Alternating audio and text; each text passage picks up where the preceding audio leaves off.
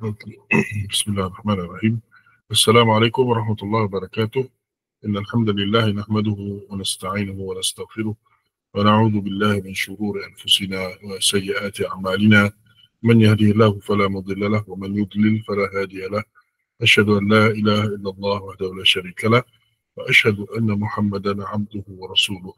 Sallallahu alaihi wa ala alihi wa sahbihi wa sallam. Amma ba'd.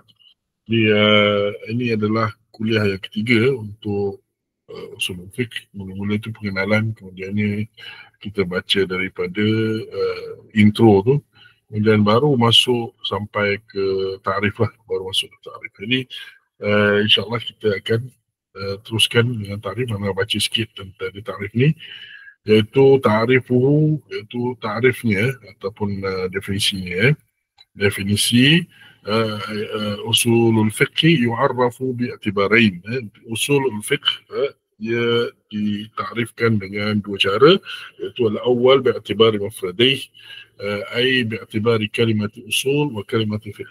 Jadi satu cara ialah dia ta'rifkan, ta'rifan definisi untuk usulul fiqh ni dengan cara melihat kepada dua kalimat yang ada dalam dalam yang disebutkan sebagai usulul fiqh. Ada usul dengan fiqh. Jadi dua-dua perkataan ini ada makna masing-masing, mana bila digabungkan dan ia memberi maksud kepada usulul fiqh itu sendiri. Maka dia kata usul asal, usul ialah jamak, kata himpun banyak. Asal ialah asal dia, yang singular, yang bermaksud wahwa ma yubna alaihi ghairuhu, iaitu apa yang dibina atasnya benda lain, selain darinya terbina atas sesuatu itu. Jadi asal sesuatu, maknanya macam foundation sesuatu, mana ada benda lain atas akan terbina di atasnya. Itu maksudnya lah. Min dzalika aslul jidar. Jadi macam rumah, dia ada dinding-dinding dia terbina atas asas rumah. Bahawa asas wa aslus syajarah, dan asal syajarah ni iaitu dia punya akar dia tu, akar. Yang mana daripada akar tu naiklah batang pokok dan juga dahan-dahan yang lain-lain. Itu yang disebutkan oleh Syekh. Kemudiannya disebutkan dalam ayat ini, iaitu قال الله تعالى ألم تر كيف ضرب الله مثلا كلمة طيبة كشجرة طيبة أصلها ثابت وفرعها في السماء. Iaitu, tidakkah kamu lihat bagaimana Allah telah membuat perumpamaan, satu perumpamaan, iaitu kalimat yang baik adalah seperti pokok yang baik. Akarnya itu tegap dan dia punya apa dia panggil, far'uha, dia punya dahan-dahannya itu sampailah ke langit. Jadi ini menunjukkan bahawa asal itu, perkataan usul daripada perkataan asal, maknanya dia adalah sesuatu foundation ke root ke, macam itulah, boleh terjemah macam-macam ikut kepada bendanya. Kemudiannya kita lihat kepada perkataan fiqh pula. Jadi itu masih lagi usul kita dah tahu. Fiqh apa pula? Fiqh ialah al-fahmu, lughatan al-fahmu, iaitu dari segi bahasa kefahaman. Wa minhu qawluhu ta'ala wahlul 'uqdatam min lisani yafqahu qawli, iaitu ayat ini, iaitu dan doa lah, ini ayat doa yang mana minta agar Allah SWT leraikan, uqdah maknanya ikatan. Jadi kalau lidah itu macam terikat, dia tak susah nak bercakap. Jadi wahlul 'uqdatan maknanya leraikan ikatan min lisani pada lidahku, yafqahu qawli. Jadi bila dah lerai itu, maknanya dia mudah difahami lah kata-katanya lebih baik. Maka yafqahu qawli, iaitu mereka akan memahami apa dipanggil perkataanku, mereka akan fahami perkataanku. Itu dari segi loghah, usulul fiqh dari segi loghah. Usul dan fiqh kita tahu maknanya. Satu maksudnya akar, asas, satu lagi maksudnya kefahaman. Jadi dari segi istilah pula, bila digabungkan, maknanya Sorry, bila dah lihat macam tu, maknanya kita boleh kata uh, um, dari segi kefahaman itu, dari segi bahasa, kemudian kita tengok pada istilah pula. Dia pada istilah. Istilahnya pula ma'rifatul ahkam syar'iyyah al-amaliyah bi'adillati at-tafsiliyah. Ini dia punya definisi. Iaitu ma'rifatul ahkam, mengenali hukum hakam, syarak, praktis ataupun yang amali, benda yang tentang amalan-amalan. Praktis lah dari segi implementation. Benda tu macam solat, puasa, zakat, kemudiannya jual beli, itu semua tu adalah masuk dalam kita panggil bidang fiqh. Fiqh ni dia punya cerita adalah tentang mengetahui hukum hakam, amalan-amalan syarak, dengan dalil-dalilnya yang terperinci, bi'adillati at-tafsiliyah, dengan dalil-dalilnya terperinci. Itu yang dinyatakan oleh Syekh Syekh Uthaymin. Syekh Uthaymin, kita boleh lihat dalam sini terjemahannya sama jugalah. Ini terjemahan Ustaz Dr. Fadlan. Itu al-fiqh bermaksud dari segi istilah pengetahuan terhadap hukum hakam syarak yang bersangkutan dengan amalan, dia ambil dari dalil-dalil terperinci. Samalah maksudnya. Okey. Baik, kita lihat pula kepada apa yang disebutkan selepas tu. Kata dia, Syekh, anda tidak baca yang Syekh syarah di sini, sebab syarah dia lebih kurang apa yang anda sebutlah. Tapi ni mungkin ada tambahan di sini, ma yubna alaihi ghairuhu tadi, asas ialah apa yang terbina atasnya benda lain. Kemudiannya disebut pasal dinding, pasal pokok macam kita sebut tadi, dan juga dengan seperti bangunan hukum hakam katanya, yang mana ia terbina atas asas-asasnya, asas-asasnya, iaitu usul dia. Iaitu apa dia asas-asas dia? Iaitu dalil kitab, sunnah, ijma' dan qiyas yang sahih. Jadi itu empat yang dia nyatakanlah sebagai Syekh syarahkan. Dari segi bila kita lihat perkataan usul dengan perkataan fiqh, secara asing maksud satu ialah asas, satu lagi maksudnya kefahaman. Jadi ataupun boleh kita kata maksud kefahaman di situ pada segi bahasa, tapi dari segi bidang ia adalah bidang fiqh. Jadi bila kita lihat dua-dua tu digabungkan perkataannya usulul fiqh, maka dia adalah asas-asas kepada fiqh. Jadi asas-asas kepada fiqh, hukum hakam fiqh terbina atas asasnya. Jadi asasnya apa? Iaitu dari dalil kitab, sunnah, ijma' dan qiyas yang sahih. Okay. Kemudiannya dia lihat kepada istilah kan. Kita lihat pada istilah dan kita ambil dia sebutkan istilah ialah ma'rifatul ahkam syar'iyyah al-amaliyah bi'adilatih tafsiliyah. Iaitu mengenal hukum hakam syarak yang bersangkut paut dengan amalan dengan dalil-dalilnya terperinci. Jadi dia kata, Syekh kata kat sini, adalna في هذا التعريف عما يعبر به كثير من الأصوليين بقولهم معرفة الأحكام الشرعية الفرعية بأدلتها التفصيلية. Dia kata kita tak guna takrifan yang biasa ramai orang guna daripada golongan usuliyin. Golongan orang yang pakar dalam usulul fiqh ni, dia orang suka guna takrifan yang ini, iaitu ma'rifatul ahkam syar'iyyah al-far'iyyah. Al-far'iyyah, yang ini far'iyyah, tapi Syekh guna al-amaliyah. Jadi dia apa pasal dia sebut begitu? Dia kata, lianna Syekhul Islam rahimahullah ankara an yanqasima ahkam al-Islam ila aslin wa far'. Kerana Syekhul Islam Ibn Taymiyah ni, Ibn Taymiyah telah mengingkari bahawa hukum hakam Islam dibahagi-bahagikan kepada asas dan juga furu' ataupun asal dan furu'. Dia ingkari benda tu. Dan katanya inna hadha taqsim bid'ah la asla lahu. Ini adalah taksim yang baru dalam agama, tidak ada asalnya dalam kalam Allah, fi kalamillah, wala kalami Rasulih sallallahu alaihi wasallam. maksudnya, oh macam mana tu? Jadi dia terangkan lagi. Kata Syekhul Islam Taimiyah, lianna ula, kerana mereka yang golongan usuli ini yang membahagikan hukum hakam kepada asal dan furu', usul dan furu'. Dia kata mereka ni meletakkan salat itu sebagai contoh adalah di antara perkara-perkara furu'. Dia tak setuju ni. Syekhul Islam Taimiyah tak setuju.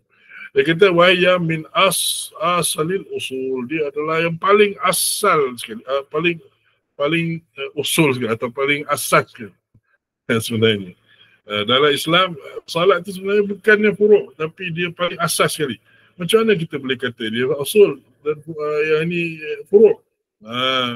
Manja bihada taksim, kata dia. Siapa yang datang dengan pembahagian-pembahagian ni yang letakkan salat dalam perkara furu'?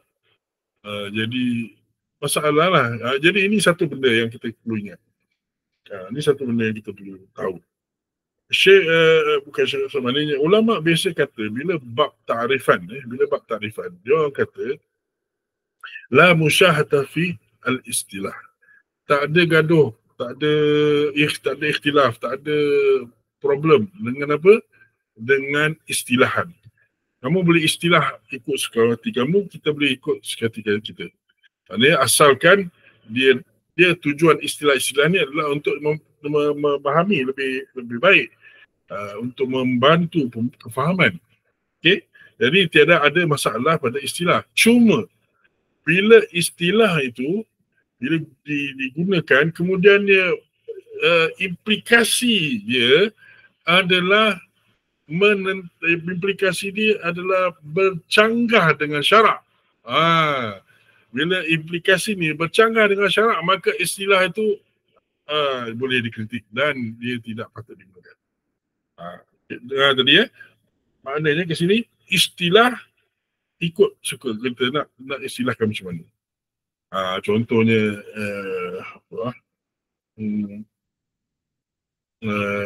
nama air, kata contohnya air, ada yang kata ini water, ada yang kata air, ada yang kata yalah itu bahasa lah, tapi kalau katakan water, ada panggil sky juice, ada panggil plain water, jadi benda yang sama. Tak kisahlah tu istilah, tak kisah kan, itu tak kisah. Tapi bila istilah itu mempunyai makna, contohnya holy water, contoh ini holy water, kita letak dia istilahkan sebagai holy water. Dia macam water juga, tapi holy bolehkah kita gunakan sebagai untuk dia ada implikasi sesuatu, iaitu dia adalah air yang telah mungkin dijampikan oleh golongan Kristian contohnya. Jadi dia bukan lagi istilah yang boleh digunakan pakai, sebab dia ada implikasi yang satu implikasi yang menyalahi syarak. Jadi kalau macam ini contohnya bab solat ni salah satu benda yang asas dalam Islam. Malah dalam rukun Islam, ni benda yang asas yang kita kena ada. Muslim tak boleh tidak mesti ada 2 kalimah syahadat, kemudian dia solat 5 waktu. Dan itu asas. Tapi bila kata bagi Islam kepada usul dan furu', dan solat masuk dalam furu'. Solat masuk dalam furu'. Dan implikasinya adalah biasanya bila benda solat, bila usul dia benda penting. Furu' tak apa, kita ikhtilaf, kita boleh, dia benda yang tidak penting lah banding dengan usul lah. Ya, biasanya kita orang lihat usul tu benda akidah. Akidah tu usul contohnya. Oleh itu dia panggil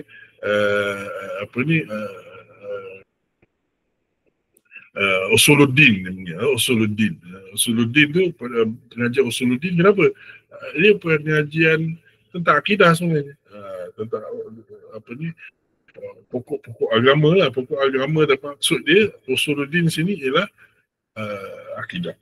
Jadi kalau solat dia jadi furu'uddin. Jadi nombor 2, jadi benda yang tak penting. Dia jadi sama sekali dengan, dibungkus sekali dengan benda-benda lain yang furu'-furu' ni. Dan biasa bila kata ini masalah furu', kita ikhtilaf, tak ada masalah. Ini benda jangan kita gaduh pasal ini masalah furuk. Jadi macam tu kan. Jadi benda bab solat ni jadi masalah furuk. Tak boleh lah macam tu. Sebab implikasi dia tak betul.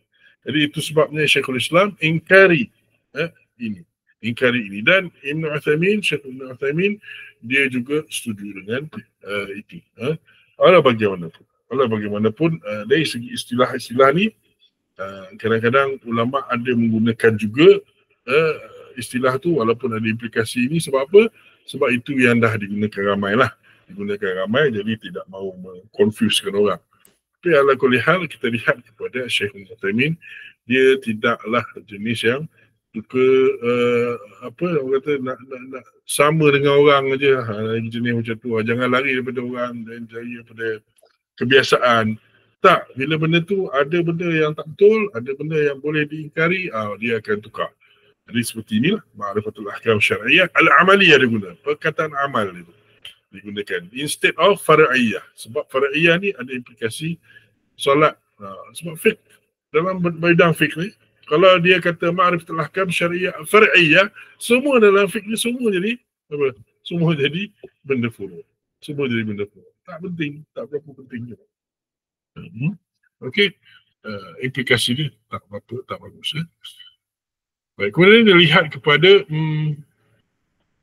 perkataan ini, dia sebut dalam terjemahan ni, kita boleh ambil, kita tengok sini lah. Dia kata penjelasan lanjut tentang definisi di atas adalah seperti berikut. Kemudian dia lihat kepada perkataan pengetahuan. Okey, jadi pengetahuan ni perkataan apa? Yang inilah yang mula-mula dalam definisi. Okay, kita tengok yang Arabnya lah. Kita tengok yang Arabnya, iaitu perkataan ini, ma'rifah. Ini yang asal dia, teks asal. Yang bawah ni adalah syarah. Yang bawah line ni adalah syarah. Syarah ni penjelasan oleh Syekh sini. Jadi ma'rifatul ahkam syar'iyyah al-amaliyah, ini yang ditulis dalam kitab. Kemudian ni kita tengok dalam kitab tu, katanya fal muradu biqaulina, maka yang dimaksudkan dengan kata-kata kami ma'rifah, dia guna perkataan ma'rifah di sini. Apa maksud dia? Al-ilmu wal-dhann. Al-ilmu wal-dhann. Dia kata sebut dua perkara ni, iaitu ilmu dan juga zan. Ilmu tu ilmulah, sesuatu yang kita ada ilmu tentangnya, maknanya kita ada keyakinan. Kalau zan, dia sesuatu yang kita kata ada sangkaan. Tapi sangkaan yang berat. Sangkaan berat. Maknanya sangkaan berat ni maknanya sangkaan tu dia lebih kepada kita ke arah keyakinan. Dia berat ke arah keyakinan. Itu maknanya az-zan. Jadi dia kata, Syekh kata, ma'rifah dalam ini dia punya definisi dia. Perkataan ma'rifah dalam ni iaitu pengetahuan, kita terjemah dari tadi, pengetahuan ialah termasuk, pengetahuan ni termasuk benda yang dikatakan sebagai ilmu, iaitu kita percaya dengan yakin 100%. Satu lagi dengan zon, iaitu yang mana kita nak kata percaya yakin 100% tak, tapi tak sampai kepada tak jatuh kepada syak pun. Maksudnya syak ni macam mana? Syak ni bila kita tak pasti, dia mungkin ya, mungkin tidak, 50%. Tapi az-zan dia lebih daripada 50%. Kita punya keyakinan itu lebih daripada 50%, nak ke arah yakin. Tapi bila ilmu, dia yakin 100%. Ini maksud dia. Ini maksud Syekh. Al-ilm wa dhan, ini bila kata ma'rifah, dia termasuk ini. Jadi ini kata kita rasa macam, kalau yang tak biasa tu mungkin dia rasa alah pening je. Okey, sebenarnya kita cerita pasal apa ni? Kita cerita pasal fiqh. Bila kita tengok fiqh, hukum akam fiqh ni, ada benda-benda yang dikatakan sebagai ini 100% sure. Iaitu contohnya solat 5 waktu. Ada siapa-siapa ragu bahawa kita solat 5 waktu? Tak ada. Ada siapa-siapa ragu solat itu wajib? Tak ada. Itu kita yakin semua 100%. Tak ada yang tak yakin. Tapi katakan solat ini perlu kepada contohnya baca surah Al-Fatihah ketika kita solat di belakang imam.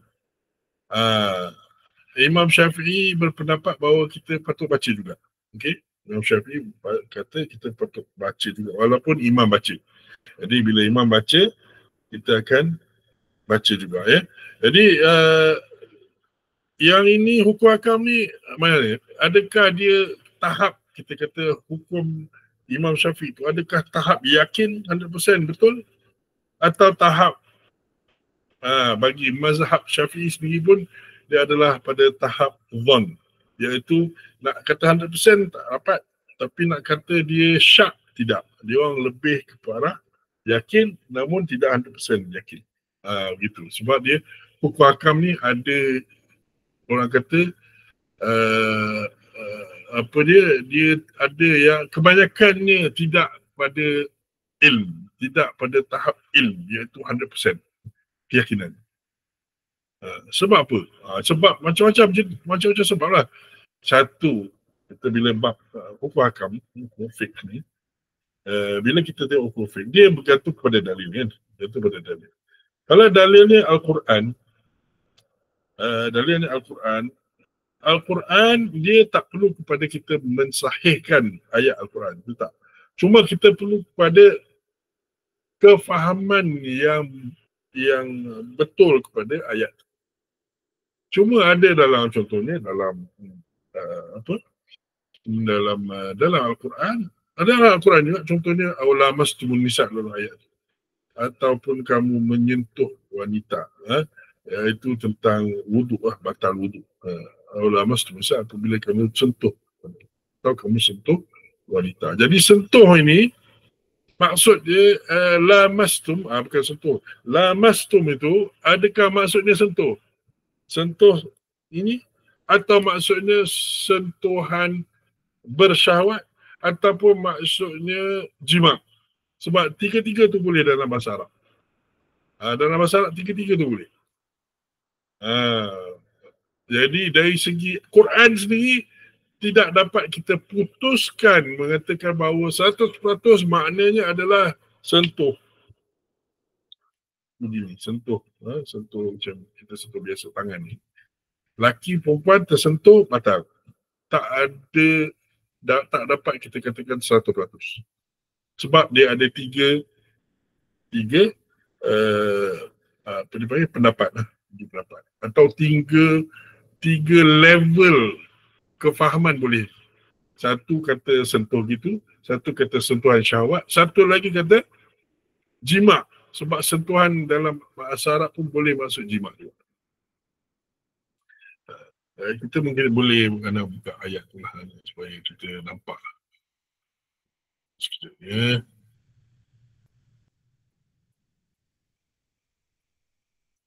Allah Kristus.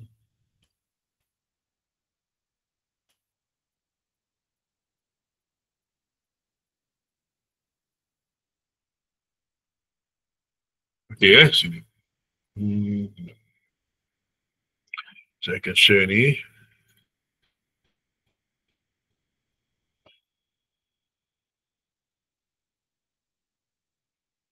Okay, yang dipaparkan sekarang ni ialah tafsir Jalalain. Tafsir Jalalain ni untuk ayat surah An-Nisa ayat 43. Iaitu ya ayyuhalladzina amanu la taqrabus salata wa antum sukara hatta ta'lamu ma taqulun wa la junuban illa 'abiri sabilin hatta taghtasilu. Wa in kuntum marda aw 'ala safarin aw jaa'a ahadun minkum minal gha'iti aw lamastumun nisa' فلم تجدوا ماء فتيمموا صعيدا طيبا فامسحوا بوجوهكم وأيديكم إن الله كان عفوا غفورا. Jadi ayat ni, wahai orang beriman, jangan kamu dekati solat sedangkan kamu dalam keadaan mabuk, sehinggalah kamu tahu apa yang kamu katakan, dan tidak juga orang maknanya jangan bagi orang yang nak dekati solat ni dia jangan dekati solat itu orang wala junuban, orang yang junub pun jangan buat. Orang yang sedang junub dia pun jangan dekati solat. Illa abiri sabil, maknanya sini dekati solat di sini maksudnya dekati apa dia, dekati masjid lah. Masjid. Maksudnya kat sini datang ke masjid. Maksudnya datang ke masjid. Sebab jangan dekati solat. Maknanya datang ke tempat orang yang sedang solat, orang solat. Itu sebabnya dia kata sini, ya ayyuhalladzina amanu la taqrabus solat, jangan kamu solat wa antum dalam keadaan sukara minis syarab lianna sabab nuzuliha salat jamaah fi hali sukrin. Itu sebab nuzul dia ayat ni ialah tentang salat jemaah dalam keadaan mabuk. Jadi bila kita dah faham ini solat ini, dalam keadaan solat jemaah, orang datang untuk solat jemaah dalam keadaan mabuk. Jadi kemudian dalam ayat ni juga disebut wala junuban illa abiri sabilin. Jadi sini maknanya orang junub pun jangan juga. Jadi maknanya jangan dekati masjid tu juga. Jangan masjid sebab dia dalam keadaan cerita itu, ataupun jangan dekati jemaah dalam masjid tu illa abiri sabilin, kecuali dia lalu je. Kecuali dia dah lalu. Tarikin. Jadi sabil mustazi abiri sabilin, jadi tarikin. Jadi mustazi maknanya dia hanya lalu je. Nak lepaskan lalu ikut dalam masjid contohnya. Illa abiri sabilin hatta taghtasilu, sehinggalah kamu mandi. Sehingga kamu mandi. Okay? Alright. Now, wa in kuntum marda aw ala safarin aw jaa ahadun minkum minal ghaid aw lamastumun nisa. Dan sekiranya kamu sakit atau dalam safar atau datang kepada salah seorang daripada kamu datang itu daripada ghaid. Al-ghaid ni ialah al-ghaid ni ialah tempat kita buang air, tempat buang air lah, tempat buang air. Makan di qada'il hajah. Jadi bila datang salah seorang daripada kamu daripada tempat buang hajat, maknanya buang air, maknanya sini buang air ni apa? Mungkin buang air besar, mungkin buang air kecil. Dua-duanya sama, dia punya efek dia adalah batal air sembahyang. Kan? Batal air sembahyang. Jadi itu satu. Au lamastumun nisa, atau kamu menyentuhi wanita. Jadi kita tengok dalam ni, kita au lamastumun nisa fi qira'ah bila alif. Ada qira'ah yang mana tak ada alif, iaitu au lamastumun nisa. Sini sentuh nisa tanpa ada alif. Wa kilahuma bima'na lams, dua-dua sekali. Lamas dengan lamasa bermaksud lams, itu al-jassu bil yad, iaitu sentuhan dengan tangan. Qalahu Ibnu Umar, kata maksud dia itu ialah Ibnu Umar.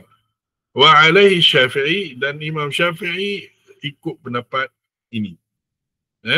Wa ulhiqa bihil jassu bi baqil basyarah, dan begitu juga dikiaskanlah ulhiqa ni, maknanya dia ikut sekali lah, iaitu sentuhan dengan kulit, baki kulit lain. Yang tadi disebut sentuhan dengan tangan, jadi begitu juga dikiaskan dengan sentuhan yang lain-lain. Lain-lain kulit. Kemudian dia sebut kat sini, wa'an Ibn Abbas huwal jima'. Daripada Ibn Abbas ialah jima'. Itu dia. Ibn Abbas kata jima'. Ibn Umar, malah Ibn Mas'ud juga kata dia adalah sentuhan tangan. Nampak? Jadi dari segi dua-dua, bila dua sahabat ni, Ibn Mas'ud yang terkenal dengan tafsir, Ibn Abbas terkenal dengan tafsir. Jadi dua-dua ni dapat pendapat yang lain untuk ayat ni, untuk lamas nisa ni. Dua-dua maksud lain bagi mereka. Bercanggah. Macam mana kita nak kata kefahaman tentang yang Imam Syafi'i ikut ni adalah 100% keyakinan? Tak dapat.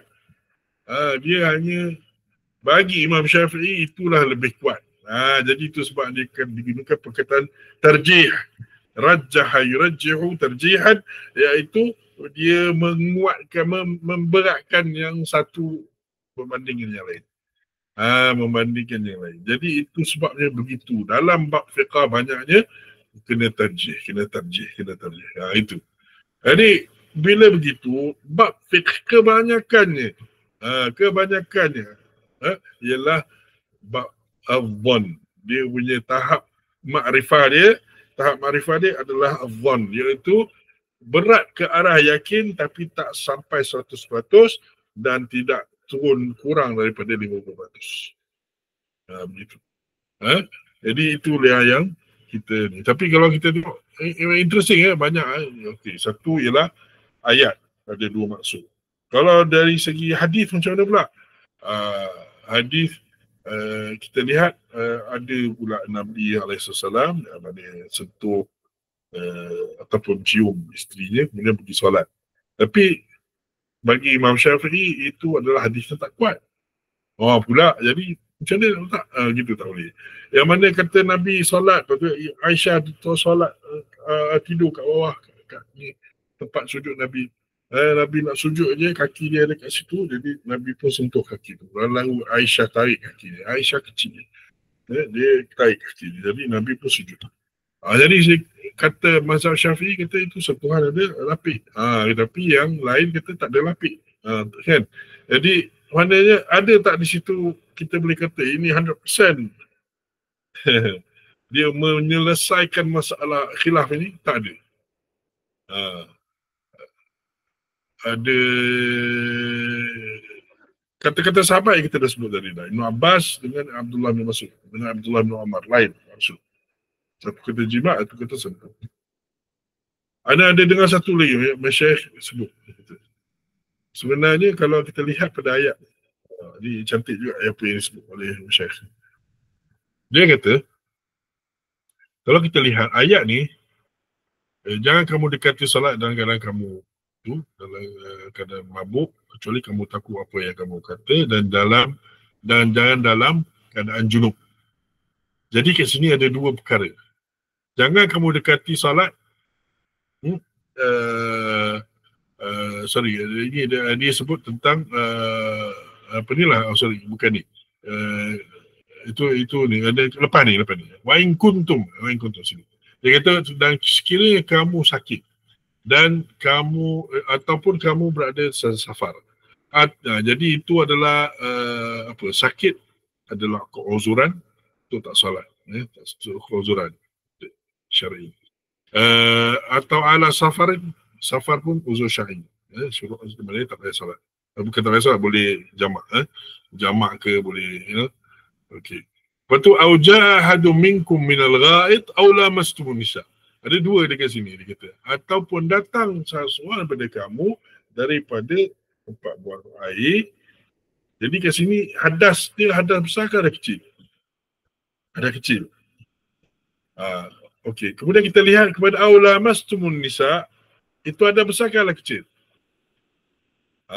Ada besar ada kecil. Kalau ikut Imam Syafi'i, mazhab Imam Syafi'i, ayat al-lamastumun nisa ni adalah berkaitan dengan hadas kecil juga. Ada kecil juga. Okey. Jadi hadas kecil disebut daripada orang sakit, orang safar, itu semua ada uzur. Lepas tu yang ada hadas kecil, kemudian ataupun hadas kecil juga. Kalau menurut Imam Syafi'i. Jadi hadas besar macam mana, apa cerita?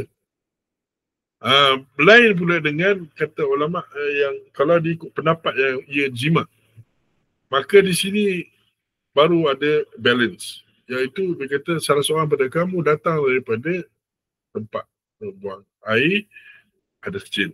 Aula mastumun nisa, iaitu kamu sentuh wanita, itu sentuh maknanya jima, itu hadas besar. Baru ada balance. Cantik juga kata gitu. Tapi walaupun kata begitu, kita kata cantik, bunyi cantik juga, tapi boleh tak kita kata 100% bahawa itu adalah tafsiran yang betul 100%? Tak dapat nak kata. Jadi dalam fiqh ma'rifah, dalam fiqh ilmu yang kita dapat, kita pelajari, kita kaji apa semua tu, kita dapat ilmu daripada fiqh itu, dan yang mana kita ikut ilmu yang kita dapat daripada fiqh, daripada kajian, daripada tarjih dan apa semua tu, ilmu itu tak sampai ke tahap yakin kebarangkaliannya untuk semuanya, mostly kebanyakannya tak sampai kepada tahap keyakinan. Dia hanya zon sahaja. Hanya zon sahaja. Jadi kembali kita kepada apa yang kita baca tadi. Balik semula kepada sini tadi, dia kata ma'rifatul ahkam. Ma'rifah di sini, dia kata ma'rifah di sini, iaitu kalau terjemah di sini pun dia kata pengetahuan. Dia kata maksud pengetahuan ialah ilmu dan zon. Ilmu dan zon. Ini kerana kefahaman terhadap hukum fiqh terhasil sama ada secara yakin atau secara zon. Seperti yang terdapat pada kebanyakan permasalahan fiqh. Jadi dia terus sini dia kata ilmu atau zon, kemudian dia dalam dia punya keterangan dia kata ilmu fiqh terhasil sama ada secara yakin. Ini ilmu. Maknanya ilmu tu memberikan keyakinan. Sebenarnya 100% ni. Ataupun secara zon. Yang ini zon ni inilah. Kalau kita lihat pada apa yang disebut di sini, zon ialah sangkaan yang kemungkinan ketepatannya lebih tinggi. Itu maksudnya. Itu dalam bahasa Melayu lah. Aku tak faham apa yang apa ni terangkan tadi. Jadi kata Syekh di sini, fal-muradul qawlina ma'rifah itu adalah ilmu dan zon. Al-ma'rifatu huna tashmalu ilmu al-zon. Ilmu al-zon, itu ilmu dia, ilmu ma'rifah, pengetahuan ni, ini kata Syekh lah. Dia merangkumi dua-dua ilmu, iaitu ilmu dan zon. Lianna idrakul ahkam syar'iyyah ba'duhu ilmi. Kerana bila kita memahami hukum-hukum syarak, sebahagiannya adalah ilmi, iaitu ya'lamu yakinan, iaitu dia ketahui dengan yakin. Wa ba'duhu dhanni, dan sebahagiannya adalah dhanni, iaitu maknanya tidak pada yakin lah, tidak 100% yakin. ولهذا كانت مسائل الاجتهاد التي يختلف فيها أهل العلم غالبها ظني. Oleh itu dia kata masalah ijtihad yang mana ikhtilaf di antara ahli ilmu kebanyakannya adalah dhanni dan tidaklah yaqiniyah. Walau kanat yaqiniyah lama ikhtalafu fiha. Kalau dia yakin, jenis yakin, ilmu yakinnya, mereka tak akan ikhtilaf. Itu dia. Jadi ini yang kita kena faham. Sebab bila ada ikhtilaf, dia sebenarnya bukan ilmu yakin. Bila tak ada ikhtilaf, maka kita boleh kata 100% yakin. Sebab satu, kalau ikhtilaf, kalau dia tak ada ikhtilaf dan dinyatakan oleh Quran, dan dinyatakan oleh sunnah, kemudian tak ada ikhtilaf, maknanya apa? Ada ijma'. 3 dah. Ada ijma'. Jadi kias ke apa ke tak boleh nak kacau lagi dah. Jadi itu adalah keyakinan. ولما كانت المعرفة تطلق على العلم والظن لم يوصف الله بأنه عارف ولكن وصف بأنه عالم. Oleh kerana kita tengok makrifah itu, perkataan makrifah itu ialah dia boleh ada macam makrifah itu boleh digunakan pada ilmu dan juga dhon. Ini yakin juga yang kurang daripada keyakinan 100%. Maka Allah tidak disifatkan sebagai Allah yang arif ataupun al-arif. Tak ada disifatkan yang itu.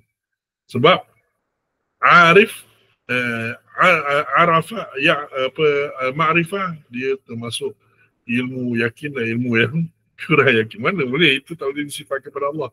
Tapi Allah disebabkan sebagai al-alim ataupun allamul ghuyub ataupun al-alim. Jadi semua daripada perkataan ilmu, iaitu maknanya ilmu Allah ini betul 100%, tak ada yang maknanya dah sempurna, tidak ada yang ragu-ragu. Qalu li'anna al-ma'rifah inkishafu ba'di lubs, inkishafu ba'da lubs. Kata ulama, ma'rifah ni sebenarnya ataupun ma'rifah ni adalah bila sesuatu itu dalam keadaan lubs. Lubs ni dalam keadaan tersembunyi, kita tak tahu apalah kebenarannya. Kemudian ni datang inkishaf, datang ke sesuatu apa, kata kalau benda tu tertutup, tiba-tiba dia terbuka. Gitu tertutup, dia terbuka. Dia dalam keadaan tersembunyi, tiba-tiba dia zahir. Jadi makrifah tu sebenarnya begitu. Jadi contohnya bila kita ta'ammaltu hadha syai' hatta araftu, aku telah memikirkan, ponder ataupun telah memikirkan secara mendalam tentang sesuatu ni sehingga aku tahu ia. Sehingga aku tahu ia. Tahu ini katanya adalah ma'rifah. Araftu. Jadi ma'rifah ni bila guna araftu, dia punya pengetahuan itu bukannya tahap perfect ke, tahap keyakinan ke, tak, dia sekadar mungkin tahu, mungkin dia tahu sikit-sikit, mungkin tahu banyak lebih, atau mungkin tahu 100%. Jadi maksud dia tu ada range itu. Wa ala kulli halin fal aslu fi sifati anna Allah la yusafu illa bima wasafa bihi nafsuhu. Tapi walaupun macam mana pun, asalnya ialah dalam bab sifat Allah SWT, Allah tidak disifatkan kecuali dengan apa yang dia sendiri sifatkan diri dia. Ataupun Nabi SAW mensifatkan Allah SWT. Okay? Jadi, amma qawlu ta'arrafa ila Allah fi rakha'i ya'rifka fi syiddah.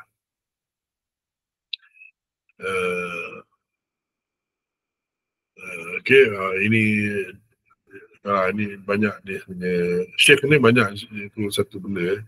Syekh Taimin, bila dia cerita tentang sesuatu tu, orang kata tak sempat orang bertanya, dia dah jawab dah.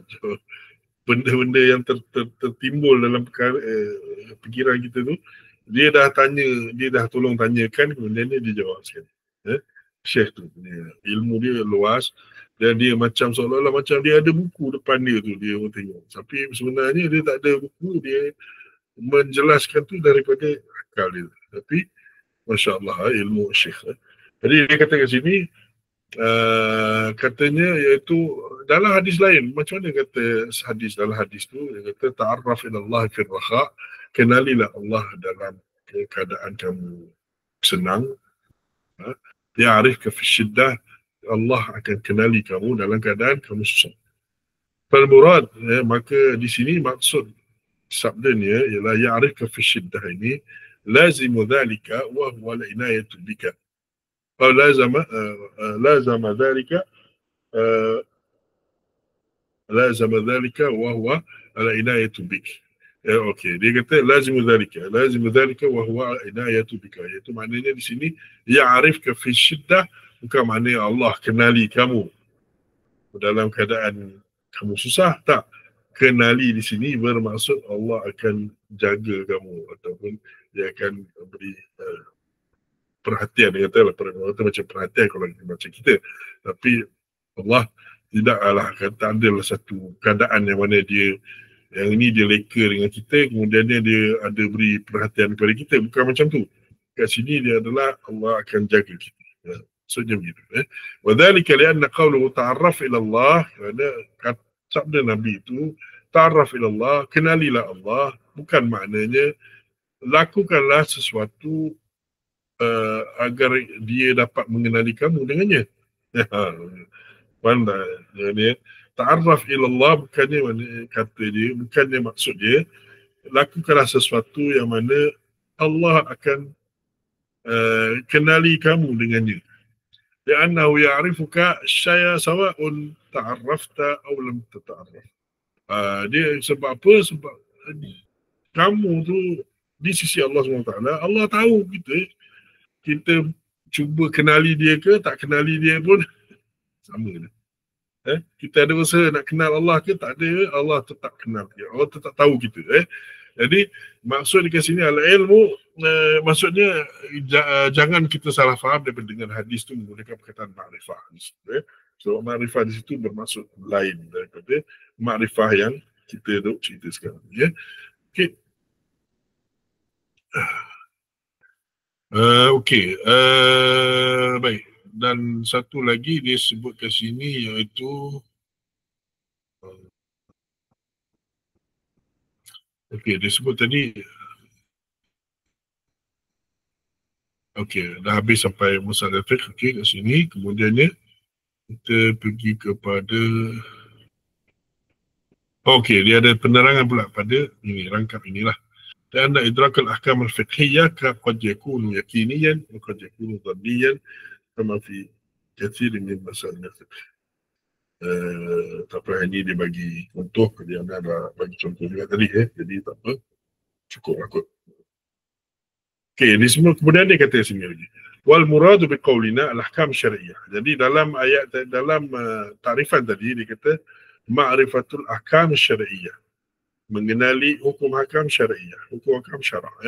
Jadi sekarang ni dia nak kata kita sebut hukum hakam syariah tadi maksudnya apa?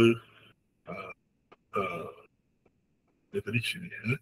Maksudnya apa? Jadi maksudnya ke sini ialah hukum hakam al-ahkam al-mutalaqah min asy-syara', iaitu hukum hakam yang dipelajari, didapati daripada syarak, daripada syarak. Seperti apa?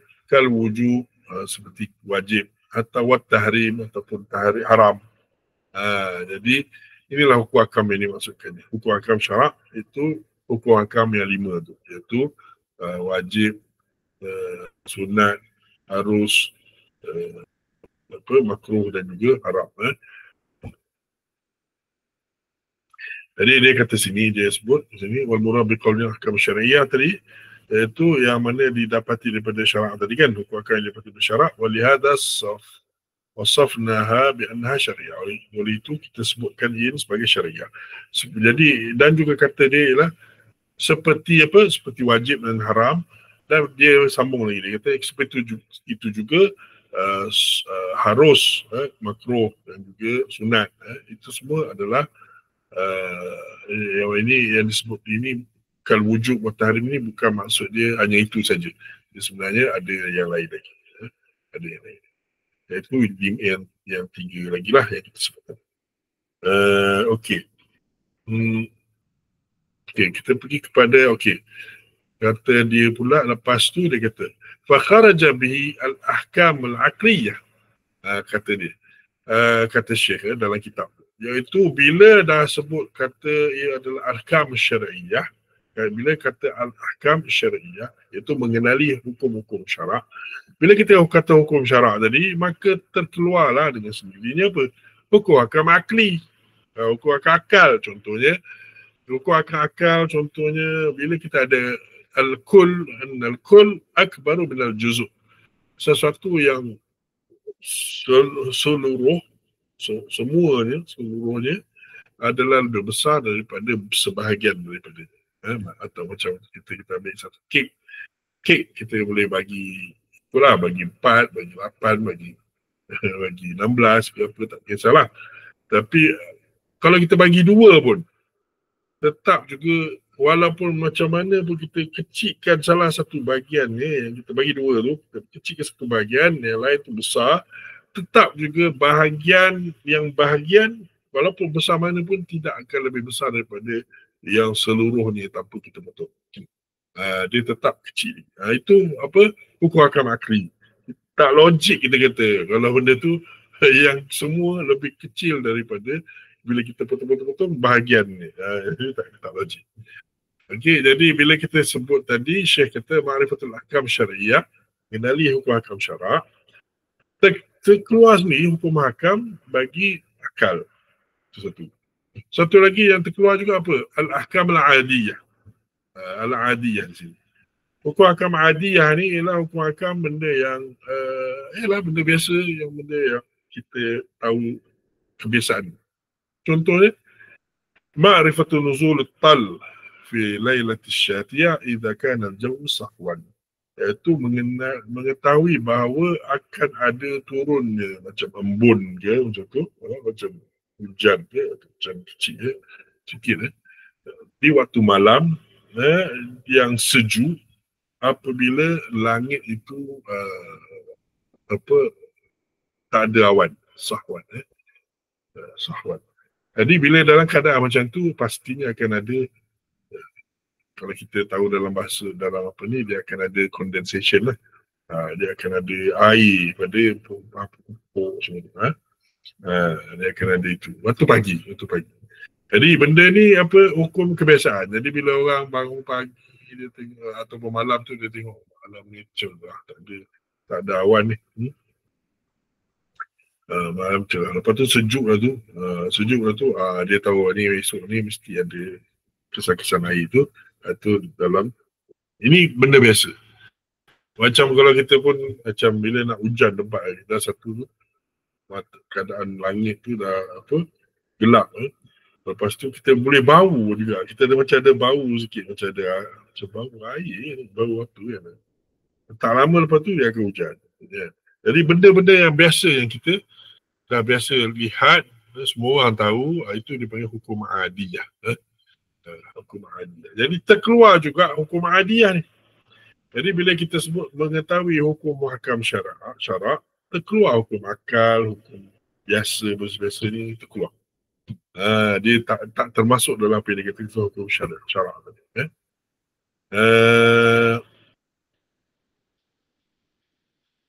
Okey. Kemudian dia sebut pula wal muradu biqaulina al-amaliyah, dan maksud kami dengan kata-kata kami iaitu al-amaliyah. Dalam tarifat tu al-amaliyah iaitu apa sahaja ma la yata'allaqu bil i'tiqad. Apa sahaja ni, ma ni bukannya ma tidak, maksud tidak, tapi maksudnya apa sahaja la yata'allaqu, yang tidak berkaitan dengan akidah. Kerana hukum syarak ada di antaranya hukum hakam syarak ni yang berkaitan dengan akidah, seperti wajibnya kita beriman dengan Allah dan nama-namanya dan sifat-sifatnya dan perbuatan Allah Subhanahu Wa Taala. Itu termasuk dalam benda-benda yang kita beriman dengannya, yang kita ada i'tiqad, wajib i'tiqad benda itu. Tapi dia bukan daripada fiqh. Dan ada pula yang ma yata'allaqu bi'amalil mukallaf, dan ada di antara hukum syarak ni yang berkaitan dengan amalan orang-orang yang sudah wajib bagi dia untuk mentaati Allah SWT, iaitu mukallaf lah. Jadi bila dia dah sampai mukallaf, dia dah akil dan balik. Bila akil balik, mulalah dia dibebankan dengan dosa bila dia lakukan benda yang tak betul. Dia akan dapat pahala bila dapat bila buat benda yang betul, yang baik, yang Allah suka, dan begitulah. Itu dipanggil mukallaf. Jadi hukum hakam syarak ni ada dua, ada yang berkaitan dengan akidah, ada yang berkaitan dengan amalan-amalan orang mukallaf ni. Jadi yang mana satu yang dikatakan termasuk dalam yang bidang fiqh ni? Bidang fiqh dia hanya masuk yang bab amalan mukallaf, bukannya bab akidah dia. Bab akidah tak termasuk. Jadi itu sebabnya dia sebut al-ahkam al-syar'iyyah al-amaliyah, untuk mengeluarkan akidah. Mengeluarkan akidah daripada takrifan. Jadi kemudian dia kata kau sini fakharaja bihi ma yata'allaqu bil i'tiqad, maka terkeluarlah sorry kat sini kita baca dia. Ma la yata'allaqu bil i'tiqad, apa yang berkaitan dengan i'tiqad tu yang tidak kaitan dengan akidah, tidak berkaitan dengan akidah. Jadi bila dimaksudkan amaliyah, maka bila sebut amaliyah tidak termasuk yang akidah. Maka amaliyah ni maksudnya apa? Contohnya apa? As-salah, az-zakah, yang ni ada. Fa kharaja bihi ma yata'allaqu bil i'tiqad, maka terkeluarlah yang akidah seperti tauhid, apa semua itu terkeluar daripada fiqh dari segi istilah. Tapi dari segi istilah ni, ni tadi anda sebut pasal kataan tadi, la musyahata fil islam, ada disebut di sini punya. Waqad qila, yang ini semua kita dah sebut pasal istilah, ini istilah fiqh dia kata kan. Betul dia kata, ada disebutkan di kalangan ulama, la musyahata fil istilah idza lam yukhalif asy-syara'. Yang ini tidak ada problem dengan istilah-istilah ni. Apabila dia tidak bercanggah dengan syarak. Famadama hadha la yukhalif asy-syara' bima'na anna al-fuqaha yaqulun nahnu nu'minu bi anna al-'ilma bit-tauhid min al-fiqh.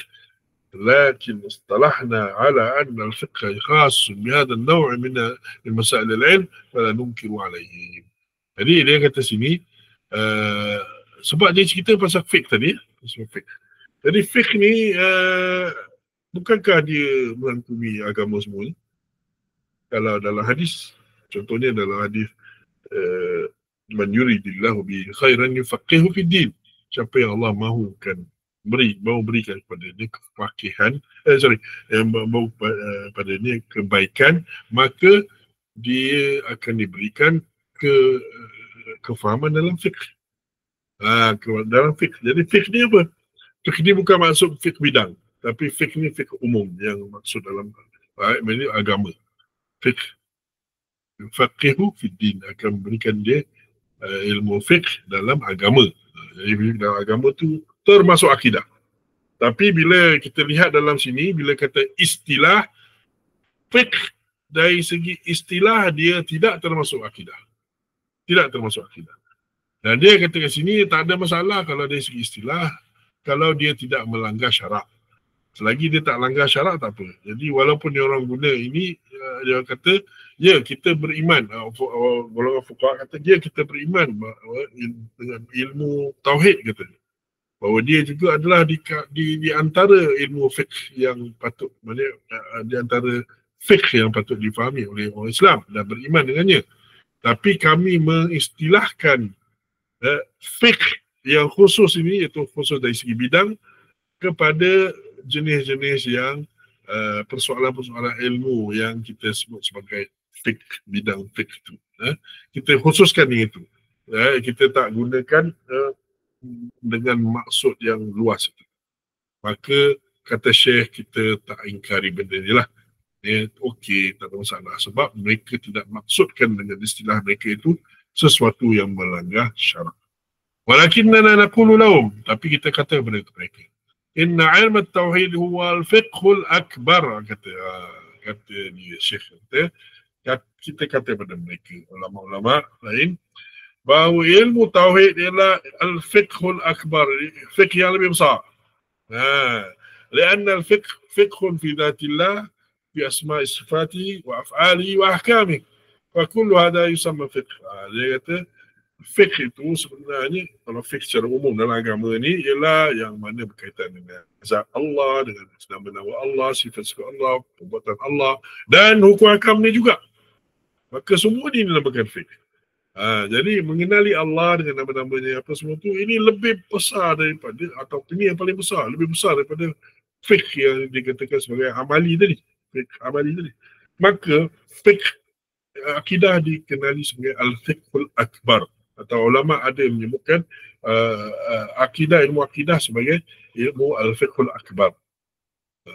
Okey, ini dia sebut hadis yang anda sebut tadi.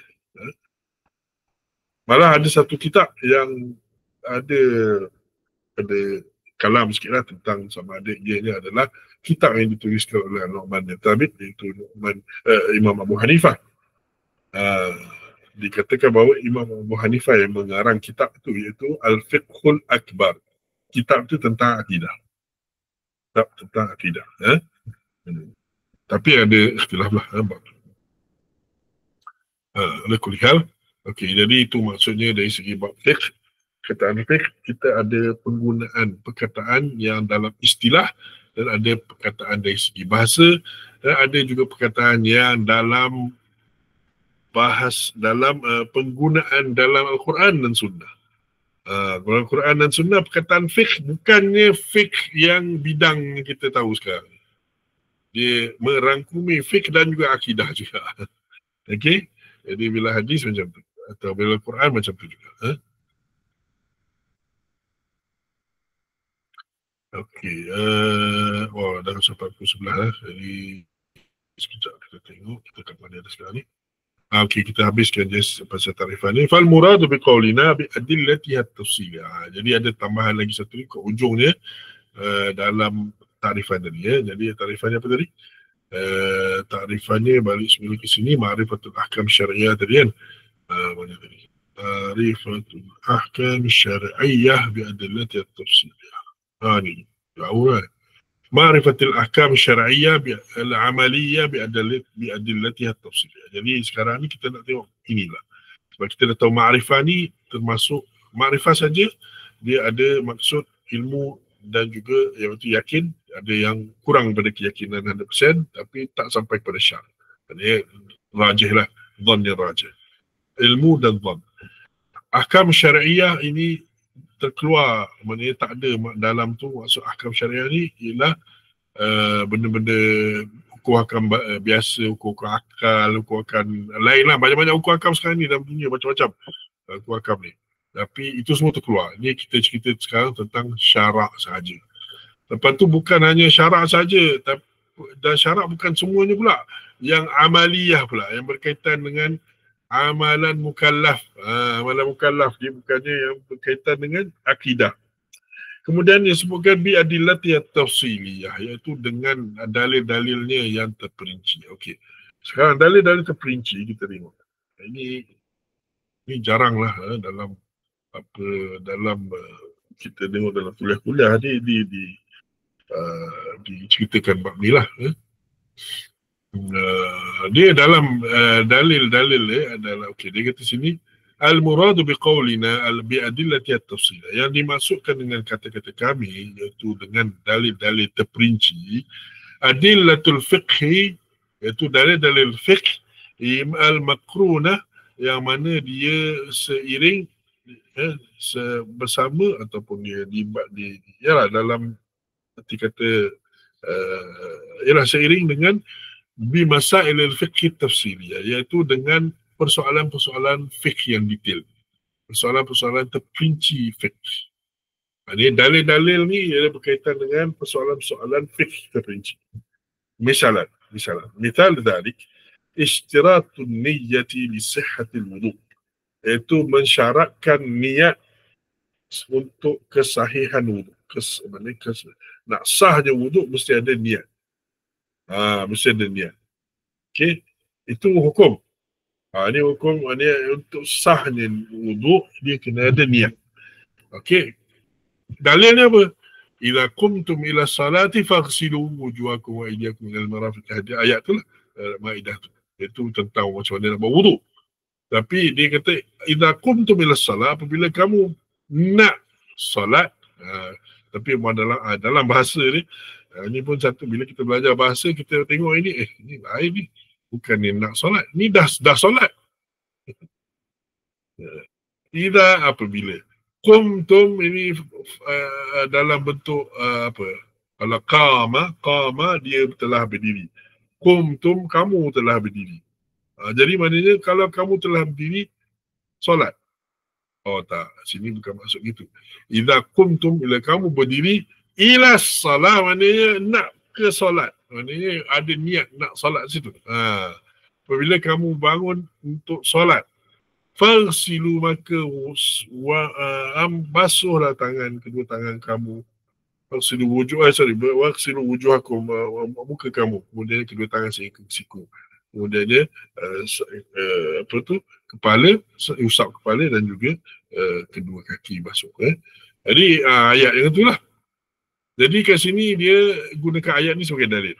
Fadalla dhalika ala iradatil ghasl, iaitu ayat ini menunjukkan bahawa ada kehendak, iradah kehendak untuk membasuh. Membasuh apa? Membasuh muka dan apa semua itu wudu'. Wa liqauli Nabi sallallahu alaihi wasallam, dan juga sabda Nabi alaihi wasallam yang menunjukkan bahawa niat ini penting dalam sesuatu ibadat, iaitu innamal a'malu binniyat. Ini dalil juga, dalil terperinci juga. Fahuna ataina bi hukmi mas'alatin. Maka kat sini kita sebut iaitu ada hukum sesuatu masalah, maknanya hukum persoalan ini. Iaitu hukum ni ialah sahnya wudu' hanya dengan ada niat. Wa dzakarna dalilah, dan kita juga telah sebut dalilnya ala sabil tafsil, dari segi dalam bentuk terperinci, dalam dengan terperinci. Kita telah menyebutkan dalil ni dengan terperinci. Lakin idza qulta kullu man amila amalan amila amalan naqis syurut fa'amaluhu batil. Jadi kalau kita kata setiap sesiapa yang beramal satu amalan yang mana dia terkurang daripada syaratnya, maka amalannya itu batal. Sebab sabda Nabi, man amila amalan laisa alaihi amruna fahuwa rad. Siapa yang mengamalkan amalan yang mana bukan daripada perintah kami, maka ia tertolak. Ia tertolak. Hada laisa bifiqhin. Dia kata ini bukan fiqh, ini bukan yang betul ni. Kefahaman ni bukan betul. Laisa bifiqh ni, ini bukan fiqh yang betul. Bukan fiqh yang baik. Hada yata'allaqu biqawaid al-fiqh. Ini berkaitan dengan kaedah-kaedah fiqh. Ini berkaitan dengan kaedah-kaedah fiqh. Ini bukan fiqh. لأن هذا عبارة عن كلام عام قاعدة من القواعد الفقهية. Kerana ini adalah tentang ini adalah cerita tentang satu kaedah dalam kaedah fiqh. Sesuatu amalan yang tak cukup syaratnya, maka amalannya terbatal. Dia kata ini bukan fiqh. Ini bukan fiqh. Dia kata ini bukan fiqh, tapi ini qawaid fiqh. Ini qawaid fiqh. Jadi bezanya adalah dalam fiqh kita gunakan dalil-dalil untuk dalil-dalil yang ini untuk menunjukkan hukum tadi, itu dipanggil al-ahkam adillah tafsiliyah. Itu dalil-dalil terperinci. Tapi qawaid fiqh semua ni fiqhiyah, kaedah ni dia adalah dan juga macam usul al-fiqh semua ni, dia bukannya fiqh, tapi dia kaedah-kaedah daripada fiqh. Yang ini, yang mana bila guna kaedah fiqh ni, dia akan bukannya tentang dalil terperinci, tapi dia dalil umum. Macam mana pula tu? Kita tengok yang perkataan seterusnya. Qauluhu, katanya, kata dia sendirilah, yang Syekh sendiri yang menulis dia. Jadi katanya fakharaja bihi usulul fiqh, maka dengan sendirinya usulul fiqh terkeluar. Bila dia kata dengan dalil-dalil yang terperinci, mengenali hukum akam syarak amali dengan dalil-dalil yang terperinci, maka sendiri terkeluar usulul fiqh. Usulul fiqh terkeluar. لأن البحث فيه إنما يكون في أدلة الفقه الإجمالية. Dia dalam usul fiqh ni, cerita dia adalah dalil-dalil fiqh yang umum, yang ijmal. Tu dia apa ni pada ni dalil fiqh ijmali, yang satu lagi tafsiri. Apa pula ni? Ini ada dalil lain lagi. Yang ini tak pernah orang cerita. Ataupun jarang orang cerita lah. Sebab kalau belajar masuk dalam usul fiqh, barulah kita nampak ni. Iaitu ada dua type dalil sebenarnya. Satu dalil tafsiri, iaitu kita kata, ni dalil, ni apa? Dalil hukum ni apa? Ialah hadis, Quran. Tapi satu lagi dalil, iaitu macam ni contohnya. Al-am wal khas. Wal-mutlaq wal muqayyad wal nasikh wal mansukh. Ini yang benda-benda ni, yang jenis-jenis macam ni, ini cerita yang dalam usul fiqh. Yang ini dia panggil dalil-dalil fiqh ijmali. Ijmali. Sebab apa? Sebab dia adalah kaedah yang digunakan untuk semua dalil-dalil terperinci. Macam mana pula tu? Contohnya, kalau dalam Al-Quran disebutkan Nabi perintah ataupun Allah perintah, maksudnya apa? Maksudnya wajib kan, kita kata wajib kan? Okey. Tapi itu dalil satu, jadi kita ada guna dalil apa? Wa ma atakum rasul fakhudhu wa ma atakum rasul fakhudhu wa ma nahakum anhu fantahu.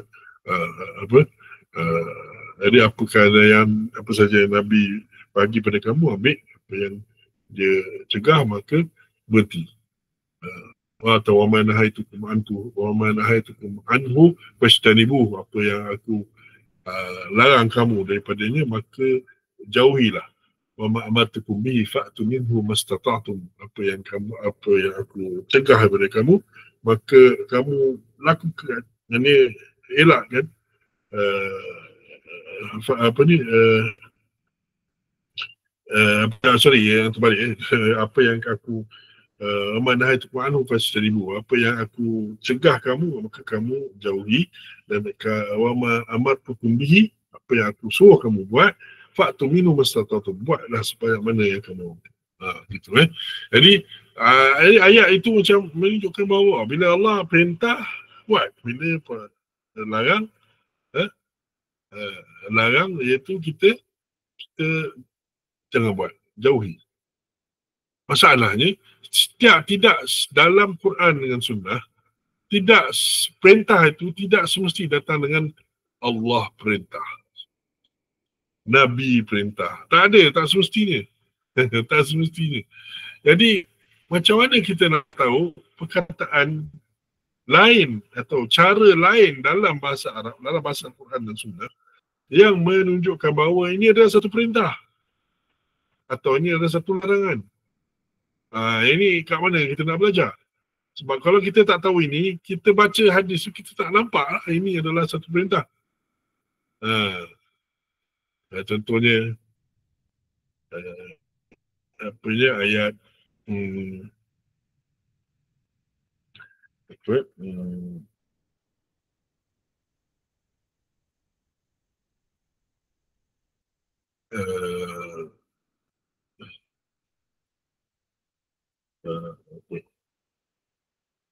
iyyakum wadh-dhann, contohnya iyyakum wadh-dhann,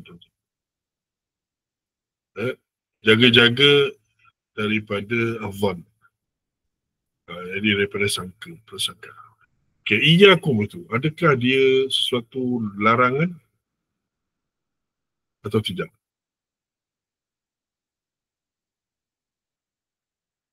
Jadi kita tengok dalam usul fiqh, tengok tak ada pun iyyakum itu sebagai larangan. Sebab apa? Dalam ayat Quran pun ada, iyyakum wadh-dhann fa inna ba'da dhanni ithmun. Ini sebahagian sangkaan itu adalah dosa. Jadi sebahagian saja. Jadi tak semestinya bila kita iyyakum itu adalah larangan yang pasti. Itu dia. Itu katakan contohnya penafian, penafian la wudu'a liman lam yaqra, liman lam la apa, la salata liman la wudu'a lahu, tiada salat bagi orang yang tiada wudu bagi. Adakah di sini penafian saja ataupun dia juga larangan? Jadi macam mana? Jadi kita benda-benda ni, bahasa ni kita nak faham macam mana. Adakah bahasa yang digunakan ni itu menunjukkan ia adalah wajib dan sunat ataupun makruh ataupun larang. Jadi nak tahu itu kita kena belajar usul fiqh, iaitu yang mana dia memberikan kita guide, panduan, itu yang dipanggil sebagai dalil tu. Dalil tu sebagai panduan yang umum untuk fiqh. Panduan umum untuk memahami dalil-dalil yang terperinci tadi, untuk digunakan pada dalil-dalil terperinci tadi, barulah kita boleh gunakan dalil terperinci itu dengan betul. Sebab kalau kita tak ada usul fiqh, tak dapat kita memahami ataupun tak dapat kita menggunakan dalil-dalil terperinci tadi dengan betul. Sebab akan jadi salah. Akan jadi salah. Jadi contohnya macam disebut di sini al-am wal khas. Dalam hadis, contoh dalam Al-Quran, dia sebut tentang solat, ataupun dia sebut tentang, okey, contohnya dia kata Okey, kita main bahasa lah, main bahasa saja. Kita contoh bahasa nak bagi senang faham supaya kita tak payah nak cerita tentang fiqh ni. Contohnya dia kata bapa berkata kepada anak-anaknya, tolong ambil air. Ambil air, saya dahaga. Ambil air, saya dahaga. Ataupun abah dahaga. Itu adalah perintah. Betul. Tapi adakah perintah itu wajib untuk semua buat? Bermaksud itu umum, semua kena buat. Ataupun dia hanya untuk seorang saja di antara mereka untuk lakukan. Dah cukup. Seorang dah buat pun dah cukup. Jadi bila dalam dia 5 orang anak tu, seorang bangun ambil air, yang lain-lain hukum dia tak ada jatuh haram. Cukup dengan seorang tu. Wajib juga, wajib buat, tapi seorang buat cukup. Ada pula yang dia kata, bapa kata,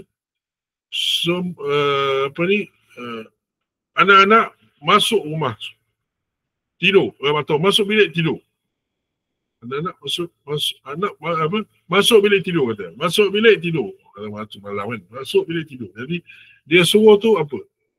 Suruh semua macam tadi lah. Macam tadi semua kena jatuh betul semua ataupun dia jatuh pada hanya seorang buat yang lain tak payah buat. Kan? Jadi benda-benda macam ni lah yang di-discuss dalam fiqh ni dan diberikan satu kaedah. Dan dia berasas daripada bahasa ni, maka kat situlah baru kita dapat memahami. Maka digunakan kat situ apa kadang-kadang dia kata, oh yang ni, ini mutlak ni. Contohnya air mutlak. Air mutlak tu, mutlak itu daripada satu istilah dalam usul fiqh. Mutlak. Maksudnya bila mutlak, dia adalah air yang mana tidak dia kaitkan dengan apa-apa. Bila tak dikaitkan dengan apa-apa, maka apa saja yang dikatakan air dah cukup memadai. Katakan, saya nak air. Saya nak air. Kita bawa air yang mana-mana pun tak apa. Air dalam mineral water, air dalam drinking water, air dari pipe, air dari apa, semuanya air. Boleh. Tapi bawa air minum, tak boleh. Sebab yang itu tak boleh kita kata air. Dia dah ada satu kaid. Dia dikaitkan dengan Milo. Dan tak boleh diceraikan daripada Milo tu. Kecuali guna proses chemical ke apa kan. Nak asingkan air tu. Tak boleh asing. Jadi air itu dah tak termasuk dalam apa yang dipanggilkan sebagai air.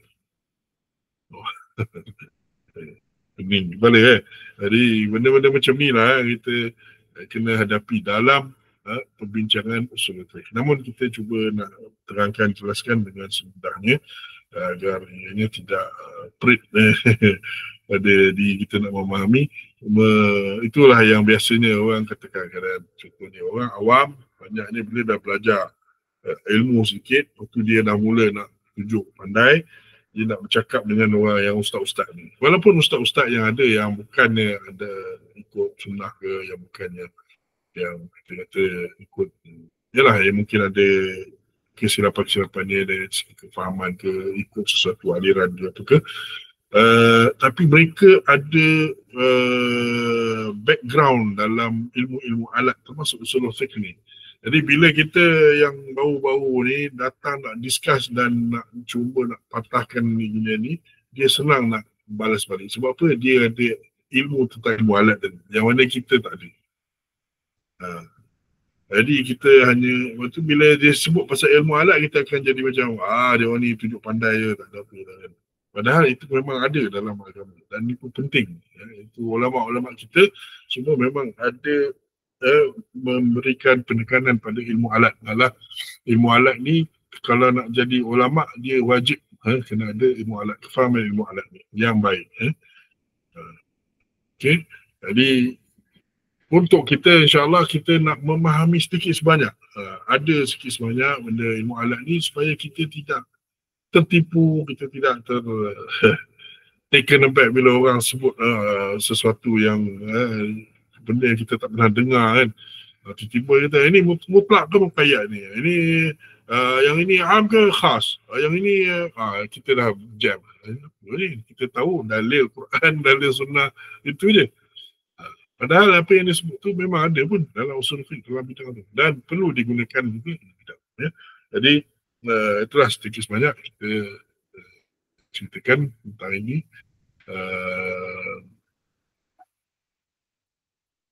Maksudnya sampai situ lah. InsyaAllah nanti next class kita akan cerita tentang cara yang kedua untuk memahami atau mentakrifkan usul al-fiqh. Tadi semua cerita bab usul al-fiqh dari takrifan pertama. Takrifan pertama. Ini takrifan cara kedua. Okey, jadi semoga ianya bermanfaat insyaAllah. Cuba insyaAllah upload secepat mungkin kuliah ini. Jadi kalau nak dengar balik, boleh dengar balik. InsyaAllah semoga yang bermanfaat. Sallallahu alaihi wa Muhammad wa ala alihi wa sahbihi ajma'in. Walhamdulillahi rabbil alamin. Subhanakallahumma wa bihamdik. Asyhadu an la ilaha illa anta astaghfiruka wa atubu ilaik. Assalamualaikum warahmatullahi wabarakatuh.